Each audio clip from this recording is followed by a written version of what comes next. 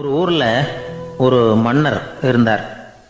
ஒரு நாள் அவருடைய அரசவைக்கு ஒரு ஓவியன் வந்தான். அவன் சீனா தேசத்திலிருந்து வந்தவன், தாவோ சிந்தனையாளன். அவன் அங்கே வந்து மன்னர் முன்னாடி நிற்கிறான். யாரும் செய்ய முடியாத ஒரு காரியத்தை என்னால் செய்ய முடியும்னா.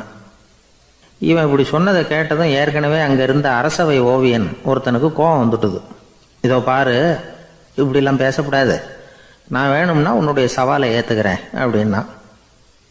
நாம் 2 பேரும் ஓவியம் தீட்டுவோம், அதை பார்த்துட்டு நம்ம 2 பேரில் யார் சிறந்த ஓவியன் அப்படிங்கிறத மன்னரே தீர்மானம் செய்யட்டும், என்ன சொல்கிற அப்படின்னு கேட்டான். அவனும் சரின்னு ஒத்துக்கிட்டான். போட்டி ஆரம்பமாச்சு. அரசர் அவங்களுக்கு 2 சுவர்களை ஒதுக்கி கொடுத்தார். 6 மாத காலம் அவகாசம் கொடுத்தார். 2 ஓவியர்களும் அவங்கவுங்க வேலையை ஆரம்பித்தாங்க. இரவு பகலாக வேலை செய்ய ஆரம்பிச்சுட்டாங்க. 6 மாதம் முடிஞ்சது. அரசர் வந்து பார்த்தார். முதல்ல தன்னுடைய அரசவை ஓவியர் தீட்டியிருந்த ஓவியத்தை பார்த்தார். ரொம்ப பிரமாதமாக இருந்தது, பாராட்டினார். இதோ பாரு, உன்னுடைய ஓவியம் அற்புதமாக இருக்குது, உயிரோட்டம் உள்ளதாக இருக்குது, கலையின் உச்சமே இதுதான், இதை விட சிறந்த ஒரு ஓவியத்தை வேற யாராலையும் படைக்க முடியாது அப்படின்னார். அதுக்கப்புறம் அந்த சீன ஓவியன்கிட்ட போனார். எங்கே உன்னுடைய ஓவியம்னு கேட்டார். திரைச்சீலையை விலக்கி விட்டு பாருங்கன்னா. மன்னர் வந்து அந்த திரைச்சீலையை விளக்குனார். உள்ளே வந்து ஓவியம் இருக்க வேண்டிய இடம் கண்ணாடி மாதிரி தெரிஞ்சுது. அவன் அந்த 6 மாத காலமாக அந்த சுவரை வந்து தேய்ச்சி தேய்ச்சி கண்ணாடி மாதிரி ஆக்கி வச்சிருக்கிறான். அதுக்கு நேராக எதிர் சுவரில் அரசவை ஓவியம் தீட்டின ஓவியம் இருக்குது. அது எதிரில் இருந்த இந்த கண்ணாடியில் பட்டு பிரதிபலிக்குது. மன்னர் யோசனை பண்ண ஆரம்பித்தார். அப்புறம் அந்த சீன ஓவியனை பார்த்து கேட்டார். இதை பாரு, நீ என்னுடைய ஆளை வந்து தோற்கடிச்சுட்ட அப்படிங்கிறதுல சந்தேகம் இல்லை, ஆனாலும் எங்களை ஏமாத்தி இருக்கிற, எந்த ஓவியமும் நீ வரையிலையே அப்படின்னார். அரசே, இதுதான் உண்மையான ஓவியம், உயிருள்ள ஓவியம். இது வந்து மனோபாவங்களை பிரதிபலிக்கும், மாறுகின்ற காலங்களை அப்படியே காட்டும் அப்படின்னா அந்த சீன ஓவியன்.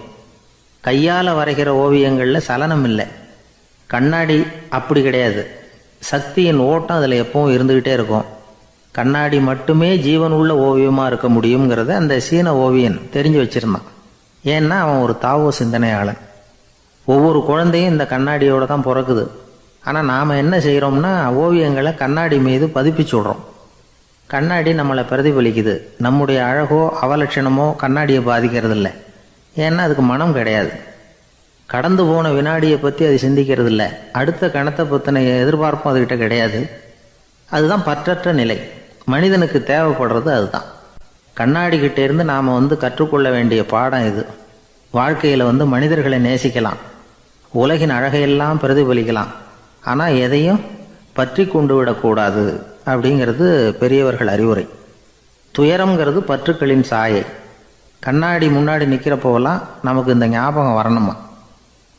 ஒரு குடும்பத் தலைவர் ஒரு நாள் காலையில் விடிஞ்சு எழுந்திரிச்சதும் சத்தம் போட்டார். யார் இந்த கருங்குரங்கு படத்தை என் ரூமில் கொண்டாந்து மாட்டி வச்சது அப்படின்னு கத்தினார்.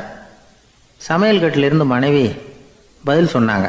தூக்க கலக்கத்தில் உளராதிங்க, நல்லா பாருங்க, அது படம் கிடையாது, முகம் பார்க்குற கண்ணாடி அப்படின்னாங்க. ஒரு அம்மா சொல்லுது, அதாவது கணவன் மனைவியாக இருந்துட்டு அப்புறம் விவாகரத்து வாங்கிட்டு அதுக்கப்புறம் அந்த அம்மா பேசுகிறத நேற்று தொலைக்காட்சியில் போட்டாங்க. அது என்ன சொல்லுதுன்னா, நாங்கள் வந்து கணவனும் மனைவியாக இருக்கிறப்போ எங்களுக்குள்ளே சண்டை வந்துக்கிட்டு இருந்தது, இப்போ விவாகரத்து வாங்கிட்டு இப்போ நண்பர்களாக இருக்கிறோம், இப்போ வந்து சண்டையே வர்றதில்லை எங்களுக்குள்ளே.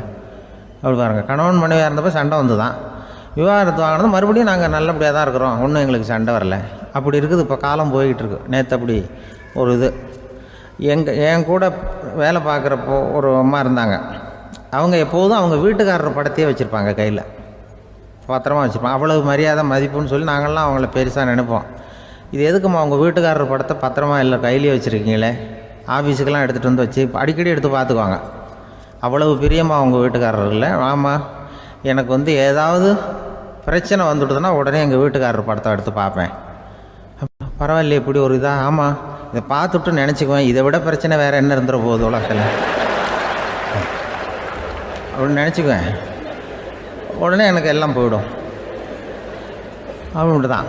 அப்படி ஒரு அம்மா இருந்தாங்க, இப்போவும் இருக்காங்க, வேலை பார்த்துக்கிட்டு இருக்காங்க. அப்படிலாம் இங்கே இருக்கிற தாய்மார்கள் பெண்கள் யாராவது அப்படி கூட பண்ணலாம். எப்போதுமே உங்கள் வீட்டுக்காரர் படத்தை கையில் வச்சுக்கோங்க. அது ஒரு யோசனை, குடும்பம் குதூகலமாக இருக்கிறதுக்கு அது ஒரு யோசனை.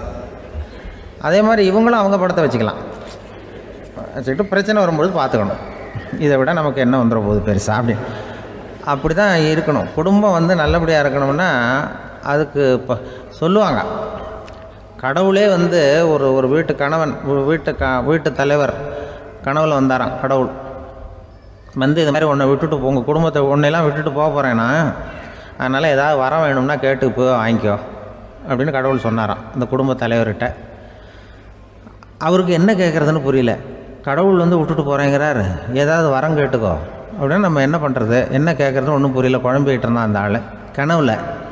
இப்போ கடவுள் சொன்னாராம், சரி நீ ரொம்ப குழப்பமாக இருக்க, நாளைக்கு மறுபடியும் உன் கனவுல வரேன், அதுக்குள்ளே நீ முடிவு பண்ணி வை, உனக்கு என்ன வரம் வேணுமோ கேட்டு வாங்கிக்கோ, உனக்கு வரம் கொடுத்துட்டு நான் போயிடுறேன், உன்னை விட்டுட்டு போகிறதா நான் முடிவு பண்ணிட்டேன் அப்படின்ட்டுருக்காரு கடவுள்.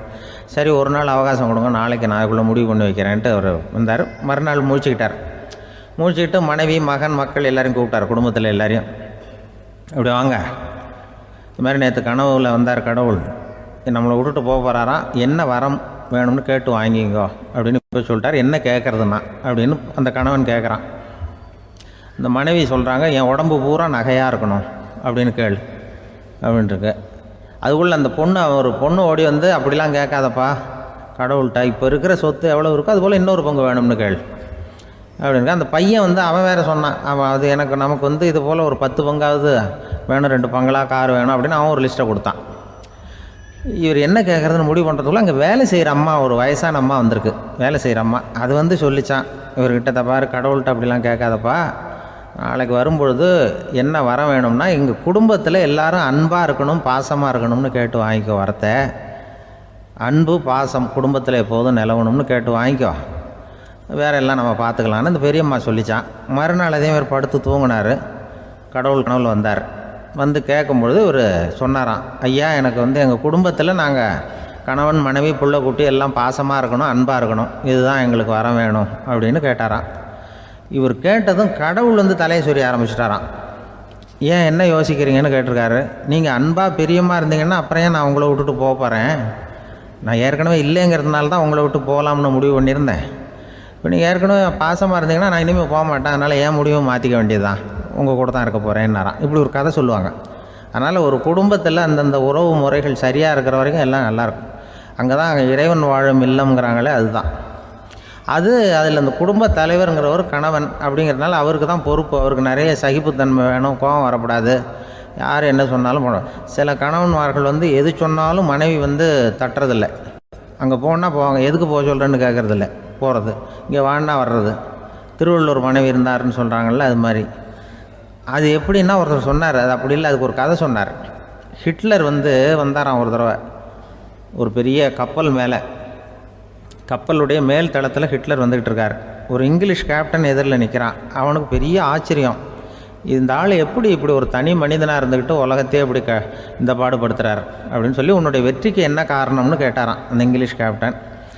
இப்போ ஹிட்லர் சொன்னாராம், என்னுடைய வெற்றிக்கு காரணம் என்கிட்ட வேலை செய்கிற ஊழியர்கள், நான் கிழிச்ச கோட்டை தாண்ட மாட்டாங்க, நான் என்ன சொல்கிறேனோ அதை உடனே செய்வாங்க, ஏன் எதுக்குன்னு எதிர்த்து பேச மாட்டாங்க, அதுதான் என்னுடைய வெற்றிக்கு காரணம் அப்படின்னு சொல்லி அதை நிரூபித்து காட்டுறேன் பார் அப்படின்னு சொல்லி கையை தட்டினாராம் ஹிட்லர்.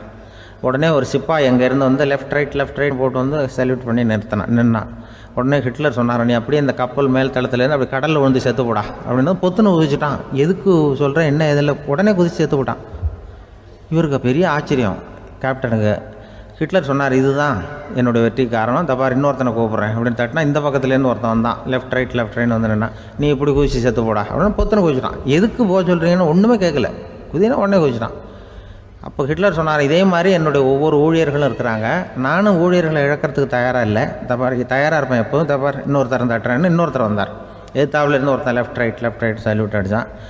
நீயும் குதிச்சு செத்து போடான்ருக்கார் ஹிட்லர். இவனால் பொறுக்க முடியல, இந்த இங்கிலீஷ் கேப்டன் அனாவசியமாக ஒவ்வொருத்தனாக குதிச்சுட்றானேன்னு சொல்லி ஓடி போய் அவனை குதிச்சிட்டான். குதிக்கிறதுக்கு முன்னாடி பிடிச்சி தனியாக எடுத்துகிட்டு போட்டான்.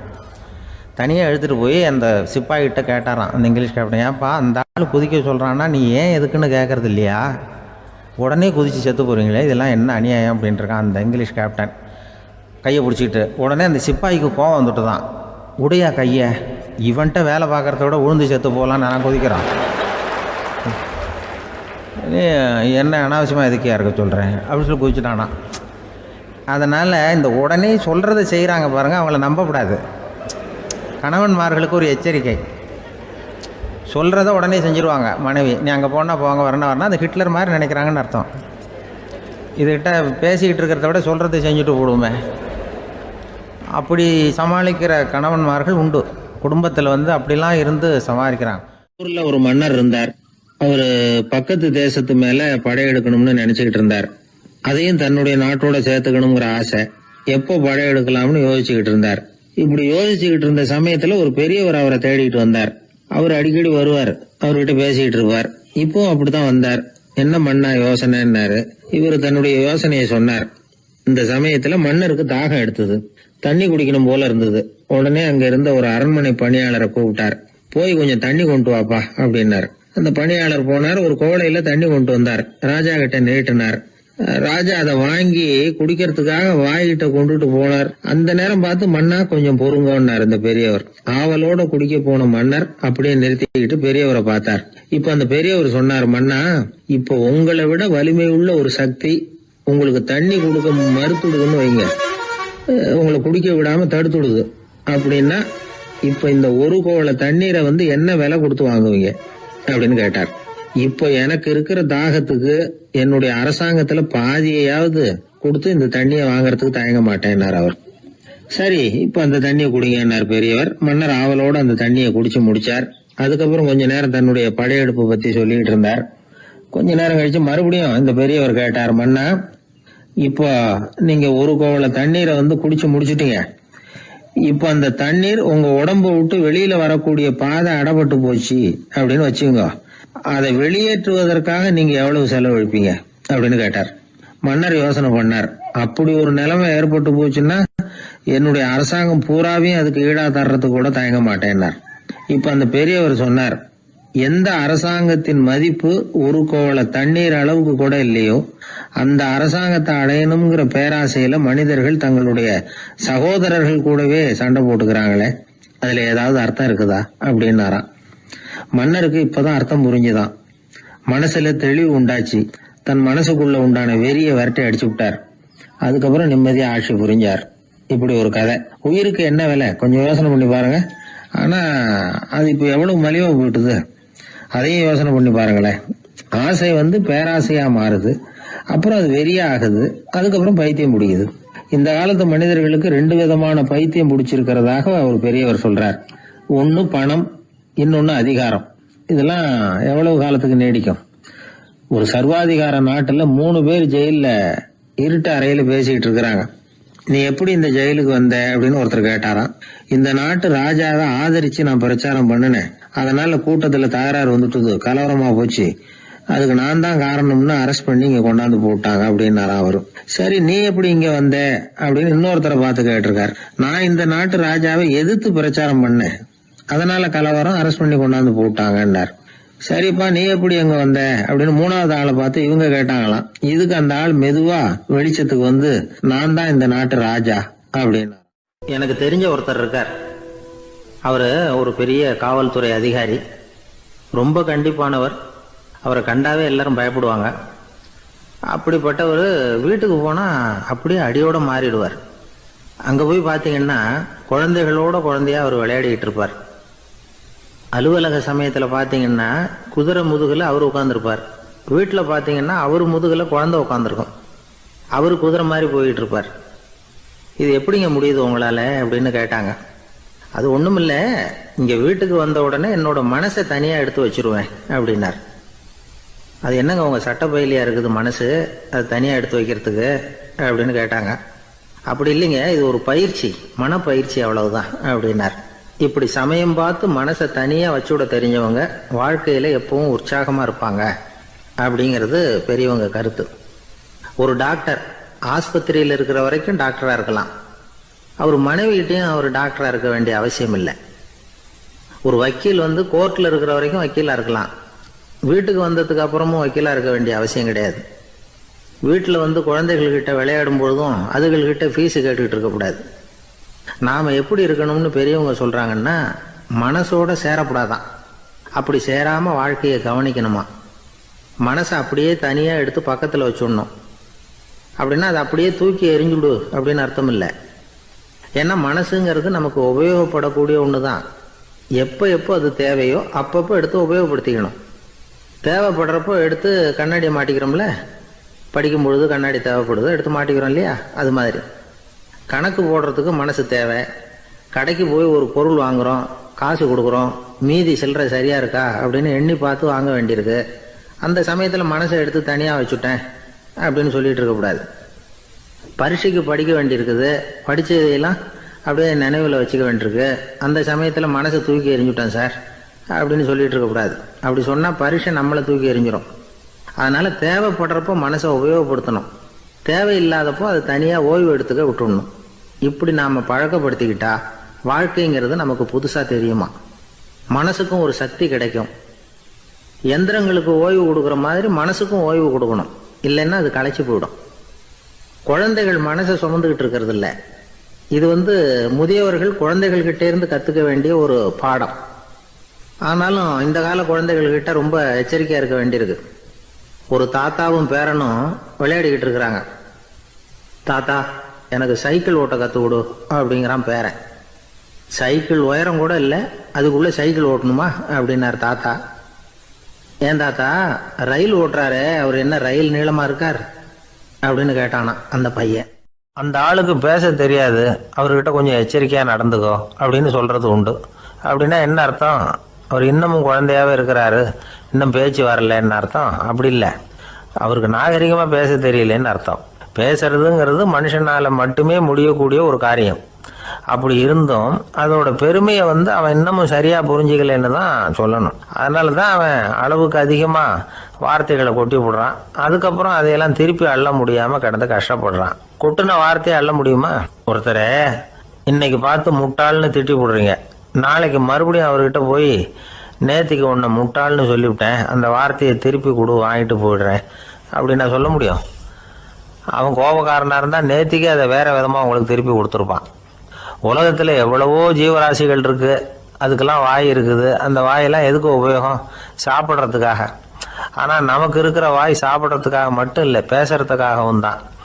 பேச முடியலன்னா வாய் இருந்தால் கூட அது வாயில்லா ஜீவன் தான். ஒரு பையனை பார்த்து அது வாய் உள்ள புள்ள பொழைச்சிக்கும் அப்படின்னா மற்ற பையன்களுக்கெல்லாம் முகத்தில் வாயே இல்லைன்னு அர்த்தம்? அப்படி இல்லை, அந்த பையன் கொஞ்சம் கெட்டிக்காரத்தனமாக பேசுவான்னு அர்த்தம். அதனால் எப்படி பேசணும் அப்படிங்கிறத நாம் முக்கியமாக தெரிஞ்சுக்கணும். இதுக்கு 8 விதமான குறிப்புகளை நம்ம பெரியவங்க சொல்லியிருக்கிறாங்க. பேச்சுக்கு 8 அங்கங்கள் உண்டு அப்படின்னு அவங்க சொல்கிறாங்க. அதெல்லாம் என்னென்ன அப்படின்னா, உண்மை, நன்மை, அன்பு, நிதானம், இனிமை, ஆழம், சமயமறிதல், சபையறிதல். இந்த 8 தன்மையும் பேச்சில் இருக்கணுமா. இதையே கொஞ்சம் விவரமாக சில பேர் போர்டில் எழுதி வச்சுருப்பாங்க. அதாவது எழுத்துலையாவது அதெல்லாம் இருக்கட்டுமே அப்படின்னு நினச்சி நீங்கள் கூட சில இடங்களில் இதை பார்த்துருக்கலாம். அதாவது உண்மையே பேசுக, நன்மையே பேசுக, அன்பாக பேசுக, நிதானமாக பேசுக, இனிமையாக பேசுக, ஆழமுடையதாக பேசுக, சமயமறிந்து பேசுக, சபையறிந்து பேசுக, இப்படி எழுதி வச்சுருப்பாங்க. இந்த 8 அம்சமும் சரியாக பொருந்தி இருந்தால் தான் அது பேச்சு. மற்றதெல்லாம் பேச்சாகிடாது. பேச்சு ஒரு சிறந்த கலை. எல்லாத்தையும் விட பேசாமல் இருந்தும் பழகணும், அது ரொம்ப முக்கியம். உண்மையே பேசணும். சத்தியத்துக்கு மதிப்பு கொடுக்குறவங்கள தான் சரித்திரம் மதிக்கும். உண்மை பேசினா மட்டும் போதாது, அந்த உண்மையில் நன்மை கலந்துருக்கணும். கொலைகாரனுக்கு பயந்துக்கிட்டு ஒருத்தன் உங்கள் வீட்டுக்குள்ளே ஒளிஞ்சிருக்கிறான். அந்த முரட்டு ஆசாமி கையில் அறிவாளோடு அவங்க வந்தானான்னு உங்ககிட்ட கேட்குறான்னு வச்சுங்க. உண்மை தான் உயர்வு தரும் அப்படின்னு நினச்சிக்கிட்டு, ஆமாம் உள்ளே தான் இருக்கிறான், அடுப்பங்கரையில் குதிருக்கு பின்னாடி உட்காந்துருக்கிறான், போய் பிடிச்சிட்டு போங்க அப்படின்னு நான் சொல்லுவீங்க? அது நன்மை இல்லாத உண்மை. அதனால் பிரயோஜனம் கிடையாது. அதே மாதிரி உங்கள் பேச்சில் அன்பு இருக்கணும், நிதானம் இருக்கணும், இனிமை இருக்கணும், சிந்தித்து பேசணும். சமயம் அறிந்து பேசுகிறதும் முக்கியம். அதை பற்றி நமக்கு வேறு யாரும் சொல்லிக் கொடுக்க வேண்டியதில்லை. எந்த நேரத்தில் யாருக்கிட்ட எப்படி பேசினா காரியம் நடக்கும் அப்படிங்கிறது நமக்கு நல்லா தெரியும். அது கைவந்த கலை. அவையறிந்து பேசுகிற திறமை பேச்சாளர்களுக்கு ரொம்ப அவசியம். அது இல்லைன்னா நிலைமை பரிதாபமாயிடும். ஒரு பேச்சாளர் ரொம்ப மும்முரமாக பேசிக்கிட்டே இருந்தாராம். ரொம்ப நேரம் நிறுத்தவே இல்லை, பேசிக்கிட்டே இருக்கிறார். சபையில் இருந்தவங்கெல்லாம் ஒவ்வொருத்தராக எழுந்திரிச்சு போய்கிட்டே இருக்கிறாங்க. கடைசியில் 2 பேர் தான் அக்கறையாக பேசுகிறவரை கவனிச்சிட்டு உட்காந்துருந்தாங்களாம். மேடையில் பேசிக்கிட்டு இருந்தவர் அவங்கள பார்த்து சொன்னாராம், எனக்கு கூட்டம் முக்கியம் இல்லை, எவ்வளவு பேர் என் பேச்சை கேட்குறாங்க அப்படிங்கிறது முக்கியம் இல்லை. நீங்கள் 2 பேராவது ஊக்கமாக என்னை கவனிச்சுக்கிட்டு உட்காந்துருக்குறீங்க, அது போதும். உங்களுக்காகவே நான் பேசிக்கிட்டு இருக்கிறேன் அப்படின்னார். இதை கேட்டதும் உட்காந்துருந்த 2 பேரில் ஒருத்தர் எழுந்திருச்சு, அப்படி இல்லைங்க, நாங்கள் 2 பேரும் நீங்கள் பேசி முடித்த உடனே தொடர்ந்து பேச வேண்டிய ஆளுங்க, அதுக்காக தான் காத்துக்கிட்டு இருக்கிறோம், சீக்கிரம் முடிங்க அப்படின்னாங்களாம். காஞ்சிபுரத்தில் பல்லவ ராஜா ஒரு கோவில் கட்டினார், கைலாசநாதர் கோவில். அதுக்கு கும்பாபிஷேகம் பண்ணுறதுக்கு ஒரு நாள் குறிப்பிட்டு அதுக்கு வேண்டிய ஏற்பாடுகள்லாம் பண்ணினார். முதல் காரியமாக கடவுளை வேண்டிக்கிட்டார், நீங்கள் இந்த கும்பாபிஷேகத்துக்கு நேரில் வந்து கலந்துக்கணும்னார். கடவுள் அந்த ராஜா கனவுல வந்தார், நீ கும்பாபிஷேகம் வச்சிருக்கிற அதே நாளில் அதே நேரத்தில் எனக்கு இன்னொரு ஊரில் ஒரு கும்பாபிஷேகம் இருக்குது, அதுக்கு போக வேண்டியிருக்கு. அதாவது திருநின்ற ஊரில் என்னுடைய பக்தர் ஒருத்தர், அவரும் ஒரு கோயில் கட்டி கும்பாபிஷேகம் செய்கிறார், நான் அதுக்கு போக வேண்டியிருக்கு, அதனால் உன்னுடைய தேதியை நீ மாற்றி வச்சுக்கோ அப்படின்னார். கடவுள் தான் எங்கேயும் இருக்கிறவராச்சே, அவர் நினச்சா 2 இடத்துலையும் இருந்து கோயில் கும்பாபிஷேகத்தை நடத்த முடியாதா? ஏன் அப்படி செய்யலை? அது ஒரு முக்கியமான காரணத்துக்காக தான். திருநின்ற ஊரில் இருந்த பூசலாருங்கிற அந்த அடியாரின் பெருமையை இந்த உலகத்துக்கு எடுத்து காட்டணுங்கிறதுக்காகத்தான் கடவுள் அந்த ராஜா கிட்ட அப்படி சொன்னார். சரி, அந்த அடியார் அப்படி என்னதான் பெருசாக கோயில் கட்டி விட்டார்? ராஜா கட்டின கோயிலை விட பெருசா? அவர் கட்டினது கருங்கல்லாலேயோ மண்ணாலேயோ மரத்தாலேயோ இல்லை. அவர் கட்டின கோயில் வேறு மாதிரி. அது மனசால கட்டின கோயில், மனசுக்குள்ளே இருக்கிற கோவில், மனக்கோவில். அந்த அடியார் தன்னோட மனசுக்குள்ளே மாசக்கணக்காக ஒவ்வொரு கல்லாக சேர்த்து கட்டின கோவில். இந்த விஷயம் ராஜாவுக்கு தெரியாது. அவர் என்ன நினச்சுட்டாரு, அது நாம் கட்டின கற்கோயிலை விட ரொம்ப பெருசாக இருக்கும் போல இருக்கு அப்படின்னு நினச்சிட்டார். சரி, அப்பேற்பட்ட அந்த கோயிலை தரிசனம் பண்ணிவிட்டு வருவோம் அப்படின்னு நினச்சி ராஜா திருநின்ற ஊருக்கு போகிறார். அங்கே போய் பார்த்தா கோயிலையும் காணும், ஒன்றையும் காணும். கடைசியில் பூசலார் கட்டின மனக்கோவில் தான் அதுங்கிறத அவர் புரிஞ்சுக்கிறார். உடனே அந்த அடியாரின் காலில் விழுந்து வணங்குறார். அவரோ, இது மனசால முயன்ற கோவில், இதுக்கு இத்தனை பெருமையா அப்படின்னு ஆச்சரியப்படுறார். இதில் ஆச்சரியப்படுறதுக்கு ஒன்றும் இல்லை. ஆண்டவன் விரும்புறது அகபக்தியையே தவிர புற தோற்றங்களே அல்ல. இதை நாம் புரிஞ்சுக்கிட்டோம்னா நமக்குள்ள எந்த வேறுபாடுகளும் வர்றதுக்கு வழியே இல்லை. இன்னொரு ராஜா இருந்தார். அவர் ஆண்டவனுக்கு படைக்கிறதுக்காக ஒரு தார் நல்ல செவ்வாழைப்பழமாக எடுத்துக்கிட்டு போகணும்னு நினச்சார். அதனால் முத நாளே அதை வாங்கிட்டு வர சொன்னார் வேலைக்காரங்கிட்ட. வேலைக்காரன் போனால் கடைத்தெருவில் ஒரு தார் பழம் வாங்கினான். வர்ற வழியில் அவன் குடிசை. அப்படியே எட்டி பார்த்துட்டு போவோமேன்னு நினச்சான். போனான். அங்கே இவனோட குழந்தை பாவம் பசியால் கத்திக்கிட்டு இருக்கு. இவன் பார்த்தான், இவ்வளவு பெரிய தாரில் ஒரு 2 பழம் எடுத்தா தெரியவா போகுது அப்படின்னு நினச்சி ஒரு 2 பழத்தை பிச்சு அந்த குழந்தைகிட்ட கொடுத்தான். அது அதை வாங்கி வயிறார சாப்பிட்டுது. பசி அடங்குச்சு, விளையாட போயிட்டுது. இவன் அதுக்கப்புறம் வாழைப்பழத்தை எடுத்துக்கிட்டு அரண்மனைக்கு வந்தான். 2 பழம் பிச்சிருக்கிறது ராஜாவுக்கு தெரிஞ்சு போச்சு. இவன் உண்மையை சொல்லிவிட்டான்.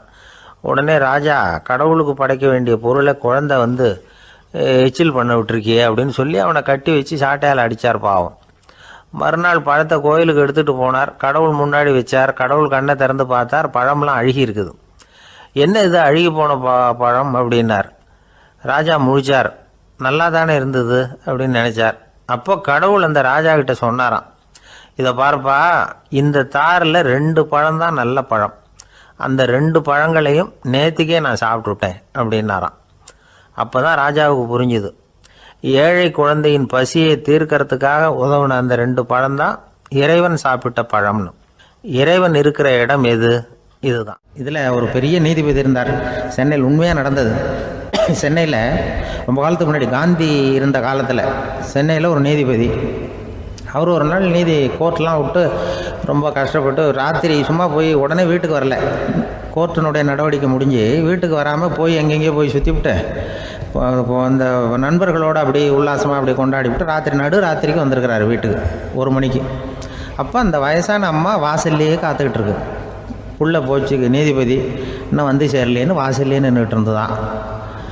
அப்போ அது வந்த உடனே பலார்னு அரைஞ்சி விட்டாங்களாம் அந்த அம்மா. ஏன்டா அவ்வளோ தூரம் எங்கே போனேன்? என்ன தான் நீதிபதியாக இருந்தாலும் அவங்களுக்கு உள்ள தானே. பலார்னு அரைஞ்சி விட்டாங்க. உடனே அவர் கலங்கி போய் அழுதாராம். மறுநாள் கேட்டிருக்காங்க அந்த பக்கத்தில் இருந்தவங்க, ஏன் நீ பெரிய நீதிபதி, பெரிய பதவியில் இருக்க, அதனால் உன்னை உங்கள் அம்மா அடிச்சிட்டாங்கன்னு அழுதியா அப்படின்னு கேட்டாங்களாம். அப்போ அவர் சொன்னாராம் நீதிபதி, இல்லை நான் வந்து இது மாதிரி எங்கள் அம்மாக்கிட்ட அடிக்கடி அடி வாங்குவேன். எப்போதும் அவங்க அடிக்கிற அடி பலமாக விழும். இப்போ அவங்க அடித்தது எனக்கு வலிக்கவே இல்லை.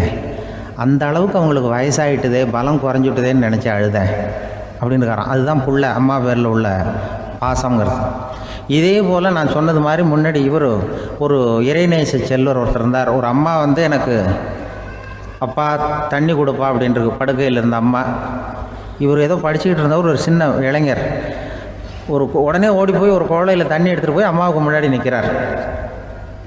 முன்ன அந்த அம்மா அதுக்குள்ளே தூங்கி போச்சு. இவர் அந்த தண்ணியை வச்சுக்கிட்டு அவர் பாட்டு நிற்கிறார். விடிஞ்சு போச்சு. விடிகிற சமயத்தில் அந்த அம்மா முடிச்சு பார்க்குது, பையன் தண்ணியோட கையில் வச்சுட்டு நிற்கிறார். ஏம்மா என்னப்பா நீ ராத்திரி பூரா தண்ணியோடு நின்றுட்டு இருக்கிறியா எனக்கா அப்படின்னு. அப்பா அவர் சொன்னாராம், ஆமாம்மா ராத்திரி தண்ணி தாகமாக இருக்குன்னு கேட்டிங்க, உடனே தண்ணி கொண்டு வந்துட்டேன். ஓடி வந்து பார்க்கும்பொழுது நீங்கள் தூங்கிக்கிட்டு இருந்தீங்க. தூங்கிட்டு இருக்கும்பொழுது உங்களை எழுப்ப வேண்டாம், தூக்கத்தை கெடுக்க வேண்டாம்னு நான் நினச்சேன். அதனால் எழுப்பலை.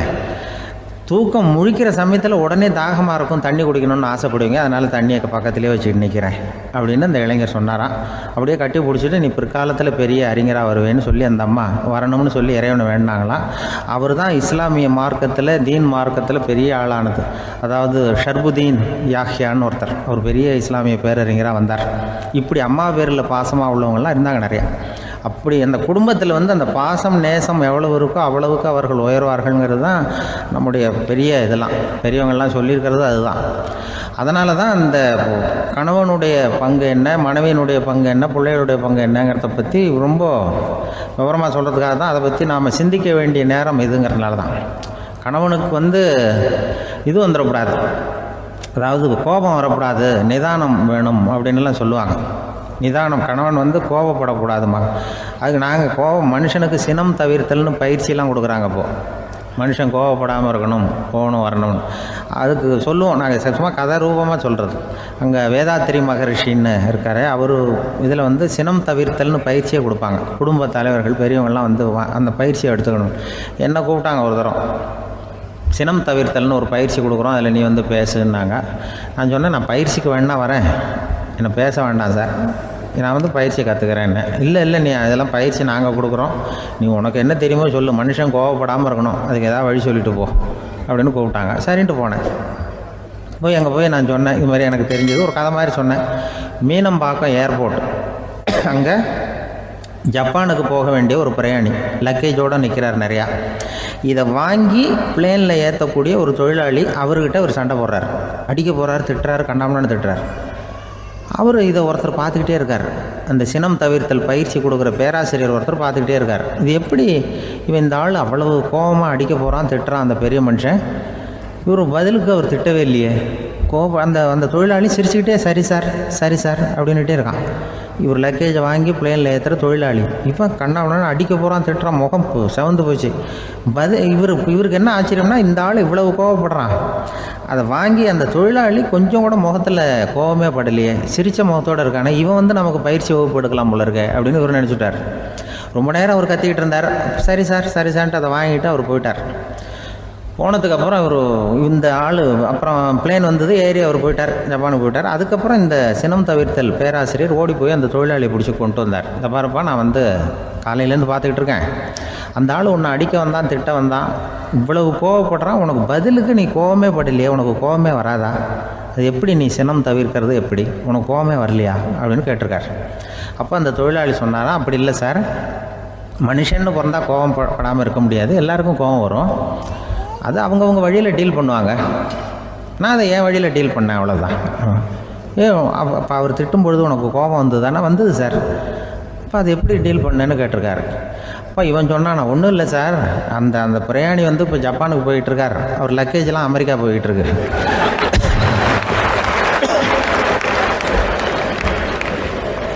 இதுக்கு நாம் எதுக்கு சார் அனாவசியமாக அவன்கிட்ட போய் சண்டை போட்டுக்கிட்டேன்,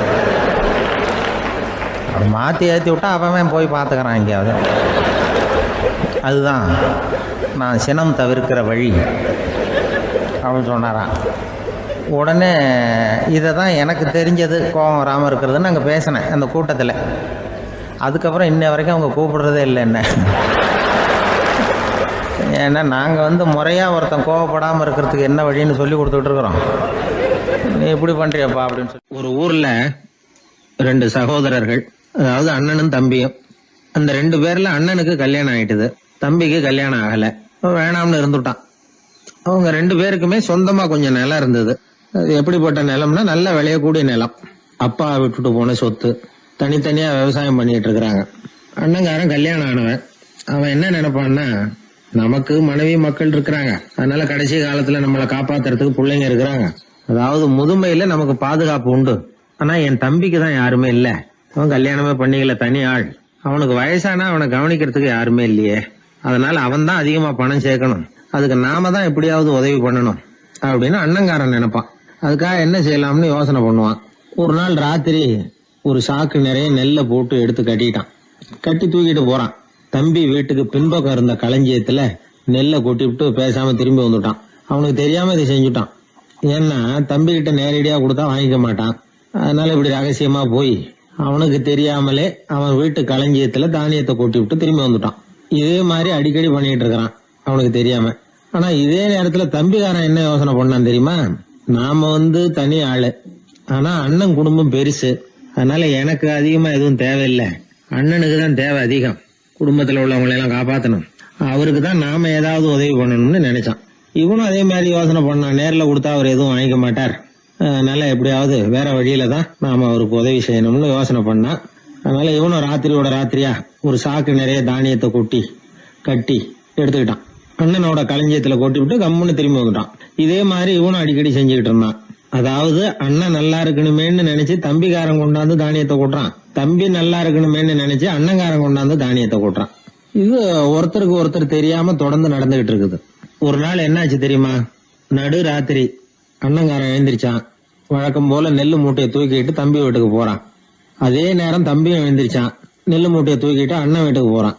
2 தெருவும் சந்திக்கிற ஒரு இடத்துல 2 பேரும் மோதிக்கிட்டாங்க. அதுக்கப்புறம் தான் நிமிந்து பாக்குறாங்க யாருன்னு. அடடே தம்பி நீயா அண்ணா அவன், ஆமா அண்ணே நீங்களா அண்ணா இவன்.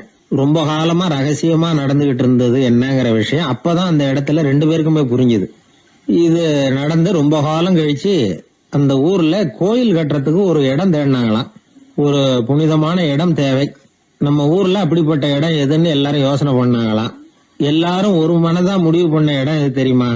அந்த அண்ணனும் தம்பியும் நடு ராத்திரியில சந்திச்சுக்கிட்ட அந்த இடம் தான், அதுதான் புனிதமான இடம் அப்படின்னு முடிவு பண்ணாங்க. அந்த இடத்துலதான் கோயிலையும் கட்டினாங்களாம்.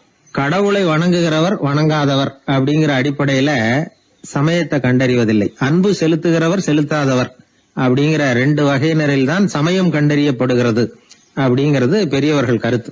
இந்த காலத்துல எல்லாம் சகோதர பாசம் இப்படியா இருக்குது. ஒருத்தன் சொன்னான், எங்க வீட்டுல பங்கு பிரிச்சு போ, எனக்கு எதுவுமே வேணாம், எல்லாத்தையும் எங்க அண்ணங்கிட்டே கொடுத்துருங்கன்னு சொல்லிவிட்டேன் அப்படின்னா ரொம்ப பெருமையா. பரவாயில்லையே, உங்க அப்பா விட்டுட்டு போனது எவ்வளவு இருக்கும்னு. அது என்ன சுமாரா ஒரு 50,000 இருக்கும்னா.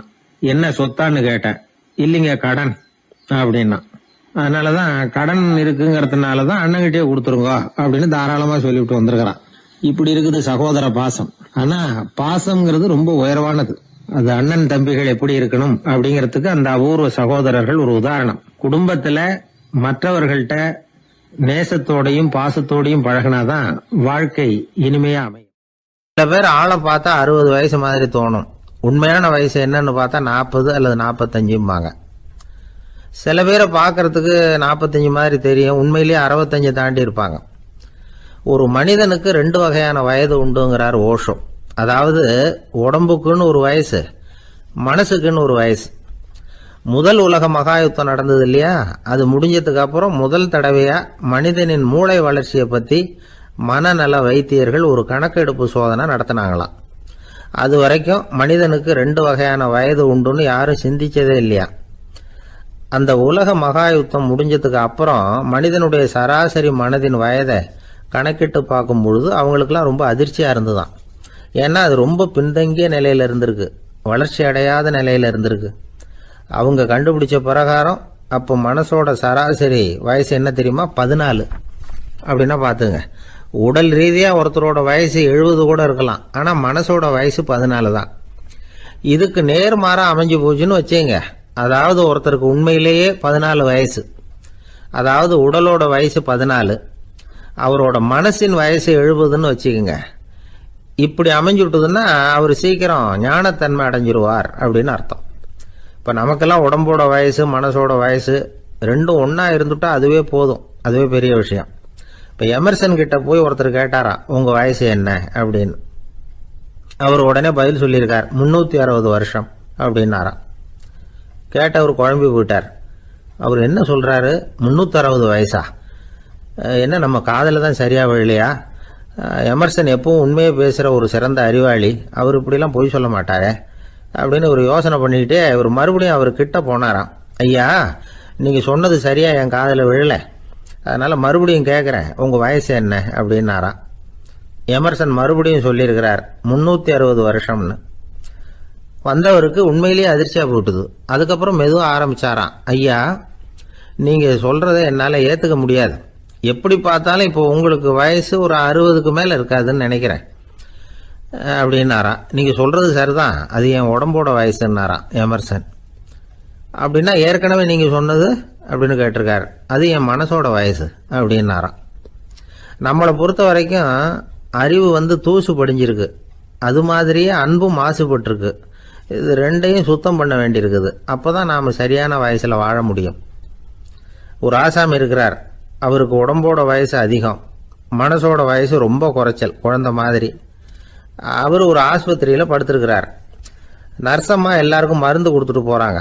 கொஞ்ச நேரம் கழித்து திரும்பி வந்தாங்க. அப்போ இவர் அந்த அம்மாவை கூப்பிட்டு சொல்கிறார், இதை பாருங்கள் சிஸ்டர், நீங்கள் எல்லாருக்கும் சின்ன சின்ன மாத்திரையாக கொடுத்துட்டு எனக்கு மட்டும் நீளமான மாத்திரையாக கொடுத்துட்டீங்க. முழுங்கிறதுக்கு ரொம்ப கஷ்டமாக போச்சு. இனிமேல் எனக்கும் சின்ன மாத்திரையாக கொடுங்க சிஸ்டர் அப்படின்னாராம். அந்த அம்மா உடனே அதிர்ச்சியாகி தலையில் அடிச்சுக்கிட்டாங்களாம். நான் கஷ்டப்பட்டு மாத்திரையை முழுங்கினத்துக்கு நீங்கள் ஏமா தலையில் தட்டிக்கிறீங்க அப்படின்னு கேட்டிருக்காரு இவர். இதுக்கு அவங்க சொல்லியிருக்கிறாங்க, நான் உங்களுக்கு கொடுத்துட்டு போனது மாத்திரை இல்லைங்க, அது தெர்மாமீட்டர் அப்படின்னாங்களாம். இந்த உலகத்தில் எல்லாருக்கும் மகிழ்ச்சி தரக்கூடிய ஒரு பொருள் எது? இது ஒரு முக்கியமான கேள்வி. இந்த கேள்விக்கு பொருத்தமான ஒரு பதிலை உங்களால் சொல்ல முடியுமா? அதாவது கொஞ்சம் யோசிச்சு பார்த்தா பணம்னு சொல்லலாமா? இப்போ கையில் காசு இல்லாதவங்ககிட்ட ஒரு 10 ரூபாயை கொடுத்தா அது அவனுக்கு சந்தோஷத்தை கொடுக்கும். ஏற்கனவே வருமான வரி பிரச்சனையில் சிக்கி இருக்கிறவர்கிட்ட இன்னும் கொஞ்சம் பணம் இருந்தாங்கன்னு சொல்லி கொடுத்தோம்னா அது அவருக்கு சங்கடத்தை தான் கொடுக்கும். அதனால் அந்த கேள்விக்கு பணம்ங்கிறது பொருத்தமான பதிலாக இருக்க முடியாது. கேள்வி என்னன்னா, இந்த உலகத்தில் எல்லாருக்கும் மகிழ்ச்சி தரக்கூடிய ஒரு பொருள் எது? சரி, இனிப்புன்னு சொல்லலாமா? ஏன்னா எல்லாருக்கும் இனிக்க தானே செய்யும். அதுலேயும் ஒரு சிக்கல் இருக்குது. சர்க்கரை வியாதிக்காரங்களுக்கு அது என்ன சந்தோஷத்தையாக கொடுக்கும்? ஆக எல்லாருக்கும் வேறுபாடு எதுவும் இல்லாமல் மகிழ்ச்சியை கொடுக்கக்கூடியது வேற ஏதோ ஒன்று இருக்குது. அது என்னன்னு கண்டுபிடிக்கணும். அதுதான் இன்னைக்கு தகவல். இப்போ அதை கண்டுபிடிக்கணும்னா இந்த கதையை கேட்கணும். அது என்ன கதைன்னா, ஒரு ஊரில் ஒரு ராஜா இருந்தார். அவருக்கும் இதே சந்தேகம் வந்துட்டுது. அதாவது எல்லாருக்கும் இன்பம் தரக்கூடிய பொருள் எது அப்படின்னு. இதுக்கு பதில் தெரிஞ்சுக்கிறதுக்கு ஆசைப்பட்டார். சரி, அதுக்கு என்ன செய்யலாம்னு யோசனை பண்ணார். நாட்டு மக்களுக்கு பகிரங்கமாக ஒரு அறிவிப்பு கொடுத்தார். நம்ம நாட்டு மக்கள் இன்பம் தரக்கூடிய பொருள் எதுன்னு நினைக்கிறாங்களோ அதை கொண்டுகிட்டு அரண்மனையில் உள்ள கண்காட்சி மண்டபத்தில் வைக்கலாம். அப்படி அவங்க வைக்கிற பொருள்களில் எது எல்லாருக்கும் இன்பம் தரக்கூடியதாக இருக்குமோ அதை வச்சவருக்கு 1000 பொற்காசுகள் பரிசு அப்படின்னு அறிவிப்பு கொடுத்துட்டார். ஜனங்கள் இந்த அறிவிப்பை கேட்டாங்க. அதுக்கப்புறம் சும்மா இருப்பாங்களா? 1000 பொற்காசுன்னா சும்மாவா? அவங்க கையில் என்னென்ன கிடைச்சதோ அதையெல்லாம் கொண்டாந்து அரண்மனை காட்சி மண்டபத்தில் வச்சுட்டாங்க. அதுக்கப்புறமா ராஜா அங்கே வந்தார். ஒவ்வொன்றா பார்த்துக்கிட்டே வந்தார். முதல்ல ஒரு குயில் இருந்தது, இனிமையாக பாடக்கூடிய குயில். இந்த குயிலோட இன்னிசை எல்லாருக்கும் இன்பம் தரக்கூடியது தான். இருந்தாலும் காது கேட்காதவங்களுக்கு இந்த இசை எப்படி இன்பம் தர முடியும்? அதனால் இது சரியில்லைன்னு விட்டார். அடுத்தபடியாக போனார். அங்கே என்ன வச்சுருக்கிறாங்கன்னு பார்த்தா ஒரு அழகான மயில் அங்கே தோகை விரித்து ஆடிக்கிட்டு இருக்குது. இந்த மயிலோட ஆட்டம் மனசுக்கு இன்பம் தரக்கூடியது தான். இருந்தாலும் பார்வை இல்லாதவங்க இந்த ஆட்டத்தை பார்த்து ரசிக்க முடியுமா? முடியாது. அதனால் இதுவும் சரியில்லை அப்படின்னு சொல்லிவிட்டார். அதுக்கு அடுத்தபடியாக போனார். பல வகையான இனிப்பு பண்டங்களை வச்சுருந்தாங்க. பார்த்தார், வயசானவங்களுக்கும் நோயாளிகளுக்கும் இது இன்பம் தராது, துன்பம் தான் கொடுக்கும் அப்படின்னார். இப்படி ஒவ்வொன்றா பார்த்துக்கிட்டே போகிறார். அழகான மலர்கள், கனிகள், ஓவியங்கள் எதுவுமே பொருத்தமாக தெரியல. சகல பேருக்கும் இன்பம் தரக்கூடிய வகையில் எதுவும் இல்லை. கடைசியாக வந்தார். அங்கே ஒரு களிமண் பொம்மை இருந்தது. அது என்ன பொம்மை தெரியுமா? பசியால் வாடி இருக்கிற ஒருத்தருக்கு ஒரு அம்மா இனிமையாக பேசிக்கிட்டு சோறு போடுறது மாதிரி அந்த பொம்மையை செஞ்சுருந்தாங்க. அதுக்கு கீழே அன்பு அப்படின்னு எழுதியிருந்துதான். ராஜா பளிச்சுன்னு ஒரு முடிவுக்கு வந்தார். அந்த பொம்மையை செஞ்ச சிற்பியை வரவழைச்சார், பரிசு கொடுத்தார். அன்பு ஒன்று தான் எல்லாருக்கும் இன்பம் அளிக்கக்கூடிய பொருள். காது கேட்காதவங்களும் அதை கேட்க முடியும், பார்வை இல்லாதவங்களும் அதை பார்க்க முடியும், குழந்தைகளும் அதை உணர முடியும் அப்படின்னு அதுக்கு விளக்கம் கொடுத்தார் அந்த மன்னர். இந்த உலகத்தில் எல்லாருக்கும் மகிழ்ச்சி தரக்கூடிய ஒரு பொருள் அன்பு தான். அதை புரிஞ்சுக்கிட்டு தான் சில கணவன்மார்கள் மனைவி பேரில் ரொம்ப அன்பை காட்டிக்கிறது வழக்கம். ஒரு வீட்டு வாசப்படி பக்கமாக மழைக்கு வந்து ஒதுங்கினார் ஒருத்தர். மழை தூரிக்கிட்டு இருந்தது, இருட்டு நேரம். அந்த வீட்டில் இருந்தவர், இன்னைக்கு ராத்திரி வேணும்னா இங்கேயே தங்கிட்டு காலையில் போங்க அப்படின்னார். உடனே இவர் சொன்னார், ரொம்ப நன்றிங்க, ஒரு 10 நிமிஷத்தில் இதை வந்துவிடுறேன் அப்படின்னு சொல்லிவிட்டு எங்கேயோ ஓடினார். 10 நிமிஷம் கழித்து திரும்பி வந்தார். ஆமாம், எங்கே போயிட்டு வந்தீங்கன்னு கேட்டார் வீட்டில் இருந்தவர். நேராக எங்கள் வீட்டுக்கு போய் மனைவி கிட்ட இன்னைக்கு ராத்திரி இங்கேயே தங்கிக்கிறேன்னு சொல்லிவிட்டு வந்துட்டேன் அப்படின்னார் அவர். அன்புல இது ஒரு ரகம். உனக்காக நான் என்ன வேணும்னாலும் செய்யறதுக்கு தயாரா இருக்கிறேன் அப்படின்னாரு ஒருத்தர். சரி, வேற ஒன்றும் வேணாம், ஒரு 10 ரூபா பணம் இருந்தா கைமாத்தா கொடு, நாளைக்கு தந்துடுறேன் அப்படின்னாரு இன்னொருத்தர். அவ்வளவுதான், நான் அவசரமா ஒரு ஆளை பார்க்க வேண்டியிருக்கு, அப்புறமா வந்து உன்னை பாக்குறேன் அப்படின்னு சொல்லிவிட்டு அந்த ஆள் நழுவி போயிட்டார். இதுதான் இன்னைக்கு உலக நிலவரம். ஆனா ஒருத்தர் மேல உண்மையாவே அன்பு செலுத்துறது அப்படிங்கிறது ரொம்ப பெரிய விஷயம். பக்தி செலுத்துறதுங்கிறது அதை விட பெரிய விஷயம். பக்தினா ஏதோ கோயிலுக்கு போய் சாமி கும்பிட்டு வர்றது இல்ல. பக்தியோட எல்லை எதுன்னு தெரிஞ்சுக்கிறதுக்கு உங்களுக்கு ஆசையா இருக்குதா அப்படின்னா ஒரு கதை உண்டு, அதுக்கு அதை கேளுங்க. அதாவது மயூர சர்மன் அப்படின்னு ஒருத்தர் இருந்தான். கிருஷ்ணர் மேல அவன் ரொம்ப பக்தியா இருந்தான். ஒரு நாள் கிருஷ்ணர் வந்து அவனை பார்த்துட்டு போலாம்னு நினைச்சு வந்தாரு. கிருஷ்ணரை பார்த்த உடனே அவனுக்கு ரொம்ப மகிழ்ச்சி இருக்காது அப்படின்னு. ஏன்னா வழக்கமா பக்தர்கள் தானே பகவான் கிட்ட ஏதாவது கேட்கறது வழக்கம். இங்க வந்து பகவான் வந்து பக்தனை பார்த்து கேட்க ஆரம்பிச்சுட்டாரு. இத பாருப்பா, உங்ககிட்ட நான் ஒண்ணு கேட்பேன், கொடுப்பியா அப்படின்னார். பக்தன் மாட்டேன் நான் சொல்லுவான், நீங்க என்ன கேட்டாலும் அதை கொடுக்கறதுக்கு நான் சித்தமா இருக்கிறேன் அப்படின்னா மயூர சர்மன். உன்னோட மகன் ஒருத்தன் இருக்கானே 5 வயசுல, அவன் தான் எனக்கு வேணும்னாரு.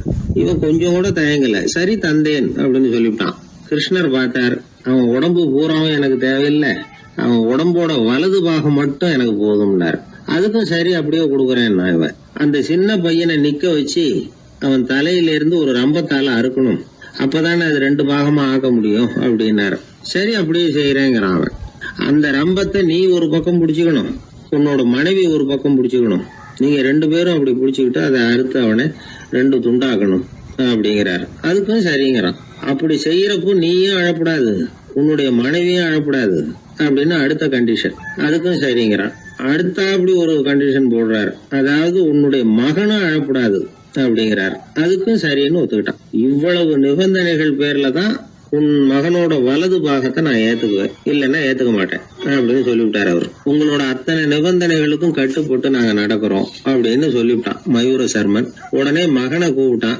அவன் வந்து நின்னான், அவனை குளிப்பாட்டினான், புது ஆடைகள் போட்டு விட்டான். அதுக்கப்புறம் ஒரு ரம்பத்தை எடுத்து அறுக்க ஆரம்பிச்சான். ஒரு பக்கம் அவன், இன்னொரு பக்கம் அவனுடைய மனைவி, நடுவுல அந்த பையன். அவங்க 2 பேர் கண்ணிலேயும் கண்ணீர் கொஞ்சம் கூட வரவே இல்லை. ஆனா அந்த சின்ன பையனோட இடது கண்ணில இருந்து மட்டும் கண்ணீர் வழிய ஆரம்பிச்சுட்டுது. இத கிருஷ்ணர் பார்த்துட்டார். என்னோட நிபந்தனைப்படி நீங்க நடந்துக்கல, அதனால உங்க பையனோட வலது பாகம் எனக்கு வேணாம்னு விட்டார். நாங்க 2 பேரும் அழலையே அப்படின்னா மயூர சர்மன். நீங்க அழல சரி, ஆனா உங்க பையனோட இடது கண்ணு மட்டும் அழுதுது அப்படின்னார். உடனே அந்த சின்ன பையன் என்ன சொன்னான் தெரியுமா? ஐயா, என் உடம்போட வலது பாகத்தை மட்டும் தானே பகவான் வந்து கேட்டாரு, வலது பாகம் பண்ணின புண்ணியத்தை இடது பாகம் பண்ணலையே அப்படின்னு நினைச்சுதான் இடது கண் அழுதுகிட்டு இருக்குது அப்படின்னா. உடனே கிருஷ்ணர் கண்ணுல தண்ணி வர ஆரம்பிச்சுட்டுதான். அந்த பையனை கட்டி பிடிச்சுக்கிட்டார். அவன் பழைய மாதிரி முழுசா ஆயிட்டான். இதுதான் பக்தியின் எல்லை அப்படின்னு விளக்கம் கொடுத்தார் ஒரு ஆன்மீக பேச்சாளர். பக்தியோட எல்லையை புரிஞ்சுக்கிறதுக்காக இந்த கதை. நீங்க உடனே பகவான் வந்து இப்படி எல்லாம் வந்து நின்றுகிட்டு பையனை வெட்டி விடு அப்படின்னு எல்லாம் கேட்பாரா அப்படின்னு எல்லாம் கற்பனை பண்ணக்கூடாது. ஆன்மீக விஷயங்களை வந்து ஆன்மீக நோக்கத்துல புரிஞ்சுக்கணும், அதுதான் முக்கியம். பக்தியோட எல்லைக்கே நம்மால போக முடியலன்னாலும் ஒரு ஓரத்துக்காவது போய் சேர முடியுதா அப்படின்னு முயற்சி பண்ணி பார்க்கலாம். அதுக்காக தான் இவ்வளவு. இப்போ நம்ம ஆளுங்களோட பக்தி எந்த அளவுக்கு இருக்குங்கிறத புரிஞ்சுக்கிறதுக்கு வேணும்னா ஒரு உதாரணம் சொல்லலாம். ஒருத்தர் கடவுள்கிட்ட வேண்டிக்கிட்டாராம், நான் செய்யற வியாபாரத்துல இன்னைக்கு 1000 ரூபாய் லாபம் கிடைச்சதுன்னா அதுல 500 ரூபாய உன் கோயிலுக்கு வந்து உண்டியல்ல போட்டு விடுறேன் அப்படின்னு வேண்டிக்கிட்டார். சொல்லிவிட்டு வியாபாரம் பண்ணார். 1000 ரூபா கிடைக்கல, 500 ரூபா தான் லாபம் கிடைச்சது. அவர் அதுக்கப்புறம் அந்த கோயிலுக்கு போகல. ஏங்க, கிடைச்ச 500ல பாதியை உண்டியல்ல போட்டு விடுறது தானே நியாயம் அப்படின்னு கேட்டாங்க. அதுக்கு அவரு முறைச்சு பாக்குறாரு. அப்புறம் சொல்றாரு, விவரம் தெரியாம பேசாதீங்க. கடவுள் ஏற்கனவே அவரு பங்கு 500 ரூபாயை எடுத்துக்கிட்டு மீதி 500 ரூபாயை தான் எனக்கு கிடைக்கிறது மாதிரி பண்ணிருக்கிறார். அதனால இது எனக்கு சேர வேண்டிய பங்கு அப்படின்னு சொல்லிவிட்டார். இவரோட பக்தியின் எல்லை எந்த அளவுல இருக்குது பாத்தீங்களா? ஒரு பெரிய இடத்து பொண்ணு, நிறைய படிச்சிருக்கிறா, பட்டங்கள் எல்லாம் வாங்கியிருக்கிறா, வேலைக்கு எதுக்கும் போகல, அதுக்கு அவசியமும் இல்லை, வசதியான குடும்பம். அந்த பொண்ணுக்கு பொழுதுபோக்கு என்ன தெரியுமா? பத்திரிகை படிக்கிறது, தொலைக்காட்சி பார்க்கறது, வானொலி கேட்கறது, இதுதான் பொழுதுபோக்கு. முக்கியமா அதுல வர்ற விளம்பரங்களை கவனிக்கிறது. சந்தைக்கு ஏதாவது புதுசா பொருள் வந்திருந்தா உடனே காரை எடுத்துட்டு போக வேண்டியது, அதை வாங்கிட்டு வந்துட வேண்டியது. ஒரு நாள் அது மாதிரி ஒரு விளம்பரம் கண்ணில் பட்டது. புதுமையான சமையல் செய்யக்கூடிய சாதனம் ஒன்று வந்திருக்கிறதாக செய்தி. உடனே அதை வாங்கணும்னு ஆசை. வழக்கம் போல அன்னைக்கு சாயந்தரமே காரை எடுத்துட்டு புறப்பட்டா. பார்த்தா விலை அதிகம்தான், இருந்தாலும் அதை பற்றியெல்லாம் கவலைப்படல. அதிக விலை கொடுத்து அந்த சமையல் இயந்திரத்தை வாங்கிட்டு வந்துட்டா. ஒரு பெரிய அழகான அட்டைப்பெட்டிக்குள்ள அது இருந்தது. துண்டு துண்டு பாகங்களாக அதுக்குள்ள அடுக்கி வைக்கப்பட்டிருந்தது. அதை ஒன்னோட ஒன்று சேர்த்து முழு இயந்திரமா ஆக்கிய வேண்டியது நம்ம வேலை. அதெல்லாம் எப்படி ஒன்று சேர்க்கறது? அதுக்காக ஒரு கையேடு அது உள்ளே வச்சிருக்கிறாங்க. அந்த பொண்ணு வீட்டுக்கு வந்தா அட்டைப்பூட்டியை பிரிச்சா, ஒவ்வொரு துண்டு பாகத்தை எடுத்து வெளியில வச்சா, பக்கத்துல அந்த விவர புத்தகத்தை வச்சுக்கிட்டா.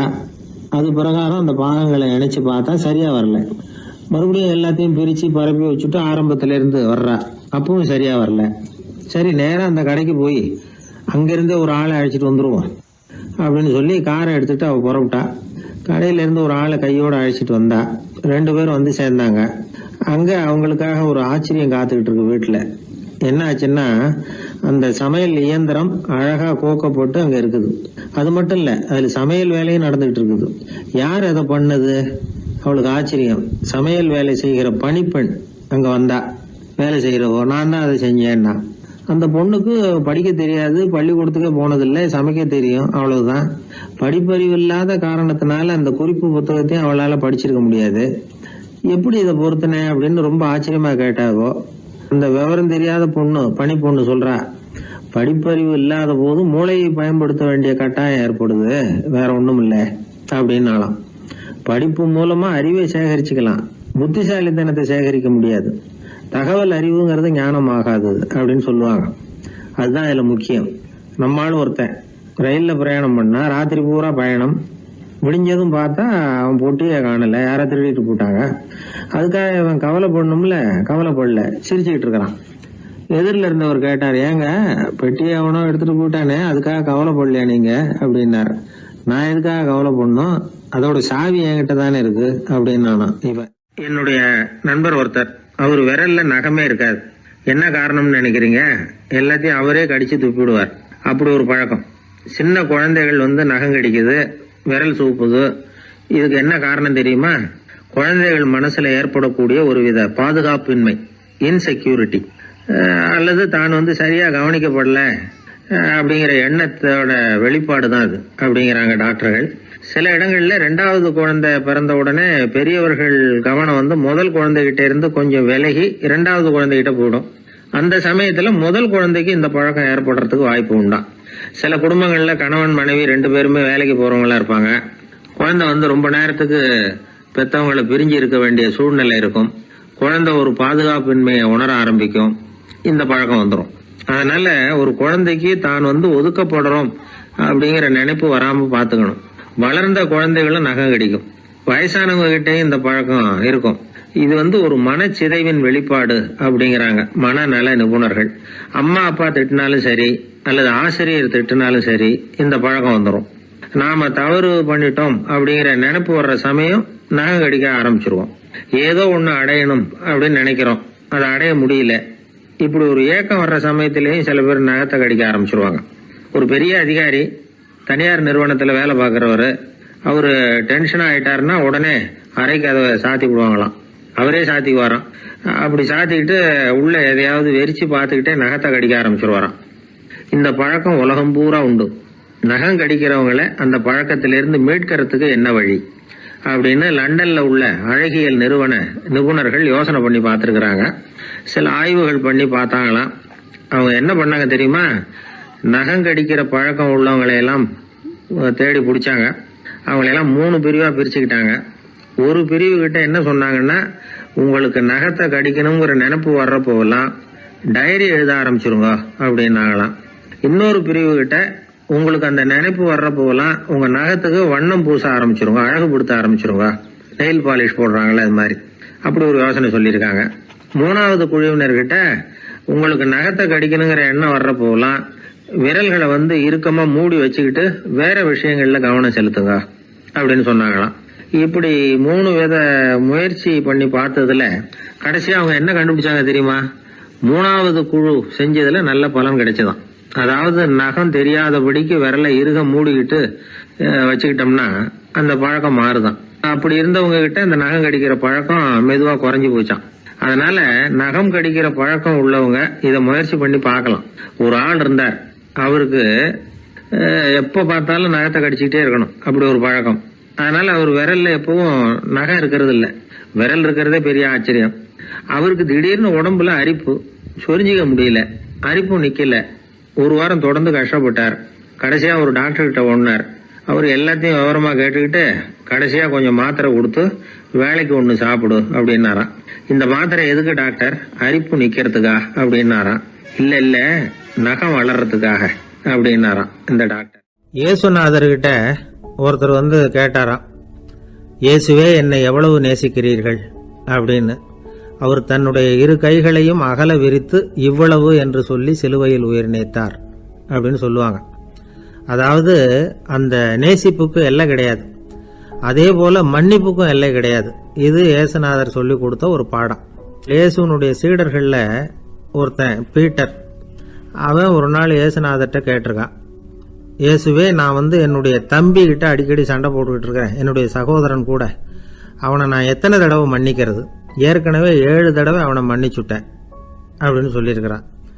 அப்போ இயேசு சொன்னாராம், மன்னிக்கிறதுக்கு எத்தனை தடவைங்கிற கணக்கெல்லாம் கிடையாது, எத்தனை தடவை உன்னுடைய சகோதரன் உன்னை கோபப்படுத்துகிறானோ அத்தனை தடவை நீ மன்னிக்கிறதுக்கும் தயாரா இருக்கணும், அதுதான் அப்படின்னு சொன்னாராம். அப்போ இவனுக்கு ஒன்றும் புரியல, இது என்ன அவன் தப்பு பண்ணிக்கிட்டே இருப்பான், நாம மன்னிச்சுக்கிட்டே இருக்கிறதா அப்படிங்கிறது மாதிரி குழப்பமா இருந்திருக்கிறான். அப்போ இயேசுநாதர் தன்னுடைய சீடன் பீட்டர் கிட்ட ஒரு கதை சொன்னாராம். அந்த கதை இன்றைக்கு நாம எல்லாரும் சிந்தித்து பார்க்க வேண்டிய ஒரு கதை. அதாவது மன்னிப்பை விரும்புகிறவர்கள் மன்னிக்கவும் தயாராக இருக்க வேண்டும் அப்படிங்கிறது தான் அந்த கதையினுடைய தத்துவம். அந்த இயேசுநாதர் சொன்ன கதை என்னன்னா, ஒரு மன்னர் இருந்தார். அவர் ஒரு நாள் அரண்மனையில் உட்காந்து கணக்கு வழக்குகள்லாம் பார்த்துக்கிட்டு இருந்தார். நம்ம அரண்மனையிலிருந்து யார் யார் அரசாங்க கடன் வாங்கியிருக்கிறாங்க, யார் யார் திருப்பி செலுத்தி இருக்கிறாங்க அப்படிங்கிற விவரத்தையெல்லாம் பார்த்துக்கிட்டு இருந்தார். அப்போதான் புரிஞ்சுது, அந்த அரண்மனையில் வேலை செய்கிற ஒருத்தனே அரசாங்க கடன் வாங்கியிருக்கிறான். எவ்வளவு? 10,000 பொற்காசுகள் வாங்கியிருக்கான் கடன். இந்த 10,000 பொற்காசுகளை திருப்பி செலுத்தலை அரசாங்கத்துக்கு. இது மன்னர் கவனத்துக்கு வந்தது. உடனே நம்ம அரண்மனையில் இருக்கிறவனே அரசு கடன் வாங்கி திருப்பி செலுத்தாமல் இருக்கான், அவனை கூப்பிட்டு வாங்கன்னு சொல்லி கூப்பிட்டுட்டு வந்தாங்களாம். விசாரிச்சிருக்கிறாங்க, என்னப்பா நீ எவ்வளவு ஒன்று? ஆமாங்க 10,000 பொற்காசுகள் வாங்கியிருக்கிறேன், இன்னும் திருப்பி கட்டலைன்றான்.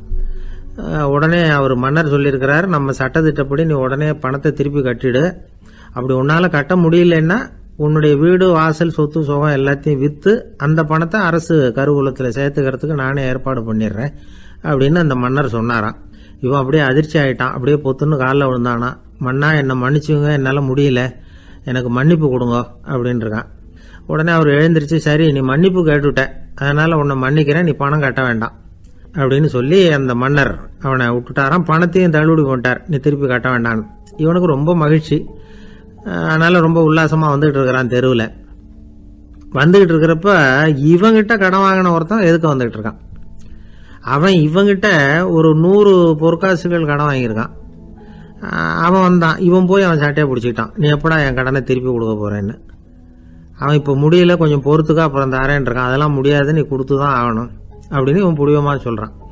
இப்போ நிலைமையை பாருங்கள், இவன் ஏற்கனவே 10,000 பொற்காசுகள் அரசாங்கத்தில் கடன் வாங்கினா அதுக்கு மன்னிச்சு விட்டுட்டார் இவனை. ஆனால் இவன் இன்னொருத்தனை மன்னிக்கிறதுக்கு தயாராக இல்லை. இவங்கிட்ட கடன் வாங்கின இன்னொருத்தன் 10 பொற்காசுகள் அவனை மன்னிக்க தயாராக இல்லை. அவனை கொண்டு போய் நீதிமன்றத்தில் கொண்டு போய் நிறுத்தி தண்டனை வாங்கி கொடுத்துட்டான். நீதிபதி என்ன சொன்னார், அந்த இவன் வாங்கின பொற்காசுகளை திருப்பி கட்டுற வரைக்கும் ஜெயிலில் இருக்கணுங்கிறது தீர்ப்பு. ஆனால் உடனே அரசர் காதில் வந்து விழுந்தது. சொல்லிட்டாங்க, உங்ககிட்ட மன்னிப்பு வாங்கிட்டு போனானே ஒருத்தன், அவன் இன்னொருத்தனை மன்னிக்கிறதுக்கு தயாராக இல்லை, அவனை கொண்டு போய் ஜெயிலில் அடைச்சிட்டான் அப்படின்னு. உடனே மன்னர் பார்த்தார், இவனை மறுபடியும் கூப்பிட்டு வர சொன்னார். தபாரப்பா, நான் உன்னை மன்னிச்சு விட்டேன், ஆனால் நீ இன்னொருத்தனை மன்னிக்கிறதுக்கு தயாராக இல்லை, அதனால் என்னுடைய தீர்ப்பையும் மாத்துறேன், நீயும் அரசு கடன் தீர்ற வரைக்கும் ஜெயிலில் தான் இருக்கணும் அப்படின்னு சொல்லி ஜெயிலுக்கு அனுப்பிச்சிட்டாராம். இப்படி ஒரு கதையை இயேசுநாதர் தன்னுடைய சீடருக்கு சொன்னதாக ஒரு வரலாறு. அது என்ன, அதுலேருந்து நாம் புரிந்து கொள்ள வேண்டியதுன்னா, நாம் மன்னிக்கப்படணும்னு நாம் விரும்புகிறோம்னா நாம் இன்னொருத்தரை மன்னிக்கிறதுக்கு தயாராக இருக்கணும். அதனால் நாம் இன்னொருத்தரை யாரையும் மன்னிக்க மாட்டோம், ஆனால் என்ன இன்னொருத்தரை மன்னிக்கணும் அப்படிங்கிறது மாதிரி செய்யக்கூடாதுன்னு சொல்லுவாங்க. அது மாதிரி நாம் இப்போ இது தப்பாக புரிஞ்சுக்கிறவங்களும் இருக்கிறாங்க. பாவம் மன்னிப்புங்கிறதுலாம் எதுக்குன்னா, அதாவது மறுபடியும் பாவம் செய்யாமல் இருக்கிறதுக்காக தான். அதான் மன்னிக்கிறாரே அப்படிங்கிறதுக்காக மறுபடியும் பாவம் பண்ணிகிட்டு இருக்கிறது இல்லை. அதான் ஒருத்தர் கேட்டாராம், பாவத்திலேருந்து மன்னிப்பு கிடைக்கணும்னா நீ என்ன செய்யணும் அப்படின்னு கேட்டிருக்கார். அதுக்கு அவன் சொல்லியிருக்கிறான், நான் முதல்ல பாவம் செய்யணும், அப்போ தானே மன்னிப்பு கிடைக்கும் அப்படின்னு நானாம். இப்படிப்பட்டவர்கள் தான் இன்றைக்கி உலகத்தில் அதிகமாக இருக்கிறாங்க. அதனால் இந்த மன்னிப்பின் மகத்துவங்கிறது இயேசுநாதர்கிட்டேருந்து தான் நாம் புரிஞ்சுக்கணும். அந்த இயேசு சொன்ன அந்த மன்னிக்கிற மனோபாவம் இருந்தால் இன்றைக்கி உலகம் பூராவும் அமைதி பூங்காவாக இருக்கும். அதில் ஒன்றும் ஆச்சரியமே இல்லை, அதில் ஒன்றும் சந்தேகமும் இல்லை. அதனால் மன்னிக்கிற மனோபாவத்தை நாம் எல்லாரும் நமக்குள்ளே வளர்த்து கொள்ள வேண்டும் அப்படிங்கிறது தான் நாம் இன்றைக்கு எல்லோரும் சிந்தித்து பார்க்க வேண்டிய ஒரு செய்தி. வயிறு பசிக்குதேங்கிறது சிலரோட கவலை, வயிறு பசிக்க மாட்டேங்குதே அப்படிங்கிறது சில பேரோட கவலை. 2 விதமான கவலைக்கும் வயிறு தான் காரணமாக இருக்குது. வயிறு பசிச்சதுன்னா அது இயற்கை, வயிறு பசிக்கலைன்னா அது வியாதி. ஆனால் பசியையும் நாம் பசிப்பிணி அப்படின்னு தான் சொல்லுவோம். என்ன காரணம்? வியாதியை போக்க வேண்டியது எவ்வளவு முக்கியமோ அதை விட முக்கியம் பசியை போக்க வேண்டியது. ஒரு சமுதாயத்தில் பசிப்பிணியே இருக்கக்கூடாது, அதுதான் நல்ல சமுதாயம். பசியை போக்கணும்னா சாப்பாடு போடணும், பசியின்மையை போக்கணும்னா வைத்தியம்தான் பண்ணணும். இது சம்பந்தமாக எவ்வளவோ ஆராய்ச்சிகள் நடக்குது, நிறைய மருந்து கண்டுபிடிச்சிருக்கிறாங்க. நம்ம உடம்புல பசியை தூண்டக்கூடிய பகுதி எது, இதை முதல்ல தெரிஞ்சுக்கணும் இல்லையா? நாம் சாப்பிட்ற ஆகாரம் செரிக்கிறதுக்கு எது காரணம் தெரியுமா? நம்ம மூளையோட பின்பகுதி தான் அதுக்கு காரணமாக இருக்குதாம். மூளையின் பின்பகுதியில் நரம்பு செல்களால் ஆன 2 வகையான ஆரக்சின்கள் தான் பசியை உண்டாக்குது அப்படின்னு கண்டுபிடிச்சிருக்கிறாங்க. 2 ஆய்வாளர்கள் இதை கண்டுபிடிச்சிருக்காங்க. அவங்க 2 பேரும் டெக்சாஸ் பல்கலைக்கழகத்தில் ஹார்வர்டு ஹக்ஸ் மருத்துவ கல்வி நிலையத்தில் பணிபுரிகிறவங்களாம். உண்பது தேவைங்கிறது உணரப்படும் போது மூளையின் அந்த குறிப்பிட்ட பகுதி ஆரக்சின் அப்படிங்கிற ஹார்மோன்களை சுரக்கும், அது பசி உணர்வை தூண்டும் அப்படிங்கிறது தான் அந்த ஆய்வாளர்களின் கண்டுபிடிப்பு. இந்த ஆரக்சின் வேறு சில உயிரினங்கள்லேயும் உண்டு. இப்போ எலிகளில் கூட இது இருக்குது. அதனால் எலிகளை வச்சு இது சம்பந்தமாக ஆராய்ச்சி பண்ணாங்க. எலிகள் உடம்பில் ஆரக்சினை செலுத்தி பார்த்தாங்க. உடனே என்னாச்சு தெரியுமா? அந்த எலியெல்லாம் பசியால் துடிக்க ஆரம்பிச்சுட்டுது. எதையாவது தின்னு பசியை தீர்த்தா போதுங்கிற அளவுக்கு அந்த எலிகள்லாம் அல்லாட ஆரம்பிச்சுட்டுது. இயல்பாக சாதாரணமாக அந்த எலிகள் எவ்வளவு சாப்பிடுமோ அது மாதிரி 8 முதல் 10 மடங்கு அதிகமான ஆகாரத்தை 1 மணி நேரத்துக்குள்ளே சாப்பிட்டு தீர்த்துட்டு தான். சில எலிகளின் மூளையில் இந்த ஆரக்சின் அளவை கட்டுப்படுத்தி பார்த்துருக்குறாங்க. உடனே என்னாச்சு தெரியுமா? அதெல்லாம் சாப்பாட்டை கண்டா முகத்தை திருப்பிட்டு போக ஆரம்பிச்சுட்டு தான். அந்த எலிகளுக்கு பசி எடுக்கலையா. இந்த ஆராய்ச்சியின் அடிப்படையில் பசியை எடுக்காமல் இருக்கிற மனிதர்களுக்கும் பசியை தூண்ட முடியும் அப்படின்னு சொல்லி ஆராய்ச்சியாளர்கள் தெரிவிச்சிருக்கிறாங்க. ஆக ஆரக்சின் தான் பசிக்கு காரணம்ங்கிறது தெரிஞ்சு போச்சு. சரி, இந்த ஆரக்சின் அப்படின்னா என்ன? அது ஒரு கிரேக்க சொல், அதுக்கு பசின்னு அர்த்தம். நம்ம ஆளுங்களுக்கெல்லாம் பசியை தூண்டுறதுக்கு மருந்து தேவையில்லை, பசியை குறைக்கிறதுக்கு தான் மருந்து தேவை. ஒரு அம்மா டாக்டரை தேடி வந்தாங்களாம். டாக்டர், எங்கள் வீட்டுக்காரருக்கு திடீர்னு அகோர பசி, நிறைய சமைச்சு போடுறேன், அவ்வளவையும் சாப்பிட்டுட்டு கீழே கிடக்கிற குப்பை கூலங்களையும் எடுத்து சாப்பிட ஆரம்பிச்சுட்றார், இது என்னன்னு கவனித்து பாருங்கள் அப்படின்னாங்களாம். எவ்வளோ நாளாக அப்படி இருக்குதுன்னு கேட்டிருக்காரு டாக்டர். ஒரு வாரமாக அப்படி இருக்குதுன்னாங்களாம். இவ்வளவு நாளாக ஏன் சும்மா இருந்தீங்க, ஆரம்பத்திலே இங்கே அழைச்சிட்டு வர வேண்டியது தானே அப்படின்னாரான் டாக்டர். அது ஒன்றும் இல்லை டாக்டர், வீடு பூரா சுத்தமாகட்டுமேன்னு பார்த்துக்கிட்டு இருந்தேன் அப்படின்னாங்களாம் அந்த அம்மா. ஒருத்தர் ரொம்ப அவசரமாக போயிட்டு இருந்தார். எங்கே சார் போகிறீங்கன்னு கேட்டோம். எனக்கு வேண்டியப்பட்ட ஒருத்தருக்கு குழந்தை பிறந்திருக்கிறதாக செய்தி வந்திருக்கு, அதுதான் ஆஸ்பத்திரிக்கு போயிட்டுருக்கேன், பார்த்துட்டு வரலாம்னு அப்படின்னார். அப்படின்னா கொஞ்சம் இப்படி உட்காருங்க அப்படின்னோம். சில விவரமெல்லாம் சொல்கிறேன் கேட்டுக்கிட்டு போங்க அப்படின்னோம். உட்காந்தார். அப்புறம் சொல்ல ஆரம்பித்தோம். புதுசாக பிறந்திருக்கிற ஒரு குழந்தைய பார்க்க போகிறதுன்னா அது சாதாரண விஷயம் இல்லை. அதில் ரொம்பவும் கவனமாக நடந்துக்கணும். புது குழந்தைக்கு நோய் சுலபமாக தொற்றும். முக்கியமாக காற்று மூலமாக பரவுகிற நோய்கள் சுலபமாக வந்துடும். அதனால் நமக்கு உடம்பு சரியில்லைன்னா குழந்தைய விட்டு கொஞ்சம் தள்ளியே இருக்கிறது தான் நல்லது. பெரியவங்களை பொறுத்த வரைக்கும் சாதாரணமாக உள்ள ஒரு கிருமி கூட குழந்தைய பொறுத்த வரைக்கும் ரொம்ப மோசமான ஒரு கிருமியாக இருக்கும். சில வெளிநாடுகள் எப்படி தெரியுமா, பிறந்த குழந்தை தூங்கிட்டு இருக்கிற ஒரு ரூமுக்கு போகணும்னா போகிறவங்க முகமூடி போட்டுக்கணும், காலணிகளை மாற்றிக்கணும், அவ்வளவு சுத்தமாக உள்ளே போய் பார்த்துட்டு வரணும். பொதுவாக சில ஆஸ்பத்திரிகளில் பார்த்தீங்கன்னா பார்வையாளர்கள் நேரத்தில் விசிட்டிங் ஹவர்ஸ் தாயை விட்டு குழந்தைய தனியாக பிரித்து வச்சுருவாங்க. எதுக்குன்னு நினைக்கிறீங்க? அந்த நேரம் பல பேர் வருவாங்க போவாங்க, அவங்க கை கால் சுத்தமாக இருக்காது. சுத்தமில்லாத கைகள் மூலமாக கிருமிகள் பரவும். சுத்தமில்லாத கைன்னா மண்ணு தூசி படிஞ்சிருக்கிற கை மட்டும் தான் அர்த்தம் இல்லை. சாலையில் கையை வீசிக்கிட்டு நடந்து வர்றீங்க, குழந்தைய பொறுத்த வரைக்கும் அது கூட சுத்தம் இல்லாத கை தான். தாயை தவிர மற்றவங்க குழந்தைய தூக்காமல் பார்த்துக்கிறது நல்லது. தாய் கூட அளவோட கொஞ்சிறதோட நிறுத்திக்கணும். புதுசாக ஒரு குழந்தைய பெற்றிருக்கிற பொண்ணுகிட்ட மற்ற தாய்மார்கள் ஏதாவது சொல்லிக்கிட்டே இருப்பாங்க. குழந்தைய அப்படி வளர்க்கணும் இப்படி வளர்க்கணும் அப்படின்னு ஏதாவது அட்வைஸ் பண்ணிக்கிட்டே இருப்பாங்க. இப்படி ஓவராக அறிவுரை பண்ணுறது அந்த பொண்ணை குழப்பி விட்டுரும். அதனால் அப்படிலாம் பண்ணக்கூடாது.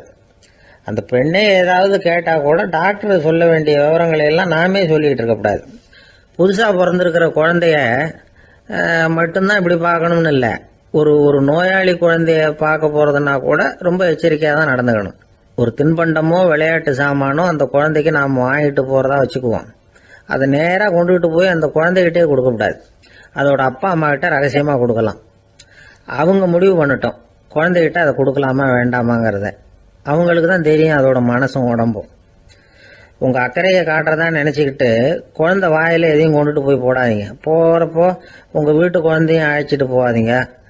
இது நோயை வாங்கிட்டு வந்துடும், அல்லது புதுசாக ஒரு நோயை அதுகிட்ட கொடுத்துட்டு வந்துடும். என்னதான் உங்களுக்கு பழக்கமான குழந்தையா இருந்தால் கூட அதுக்கு விருப்பம் இல்லைன்னா பேசக்கூடாது. அங்கே போய் அவங்க பள்ளிக்கூடத்தை ஞாபகப்படுத்திட்டு இருக்கக்கூடாது. நோயில் இருக்கிறப்ப ஸ்கூலை பற்றி பேச அது விரும்பாது. ஆஸ்பத்திரியை விட்டு வெளியில் புறப்படுறப்போ குழந்தைகிட்ட சொல்லணும்னு அவசியம் இல்லை. அதோட அப்பா அம்மா கிட்ட சொல்லிவிட்டு புறப்பட்டா போதும், குழந்தை கோபிச்சிக்காது. சமூக சம்பிரதாயத்தை பற்றி அது கவலைப்படுறதில்லை. இப்படி எல்லா விவரமும் நம்ம எதிரில் உட்காந்து